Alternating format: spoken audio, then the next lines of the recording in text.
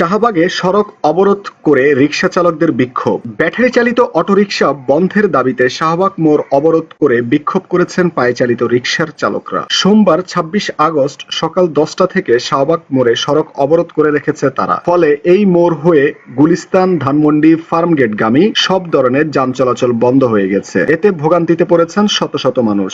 বিষয়টি নিশ্চিত করেছেন শাহবাগ থানার উপপরিদর্শক SI শারমিন। ব্যাটারি চালিত অটোরিকশা বন্ধের দাবিতে পায়ে চালিত রিকশার চালকরা শাহবাগ মোড় অবরোধ করে রেখেছেন। সেখানে তারা তাদের দাবি দেওয়া জানাচ্ছেন। এখন পর্যন্ত কোনো অপ্রীতিকর ঘটনা ঘটেনি। খোঁজ নিয়ে জানা গেছে পায়ে চালিত রিকশা চালকরা ব্যাটারি চালিত রিকশা বন্ধের দাবিতে কয়েকদিন ধরে আন্দোলনে নামার চেষ্টা করছিল। কয়েকজন রিকশা চালক অভিযোগ করে বলেন ব্যাটারি চালিত রিকশার কোনো লাইসেন্স নাই, সরকার অনুমোদনও দেয়নি। এরপরও তারা অলিগলি ছেড়ে এখন প্রধান সড়কে দাপিয়ে বেড়াচ্ছে। এসব রিকশার জন্য পায়ে চালিত রিকশার চালকরা অসহায় হয়ে পড়েছেন। এজন্য তারা ব্যাটারি চালিত রিকশা বন্ধের দাবি জানান।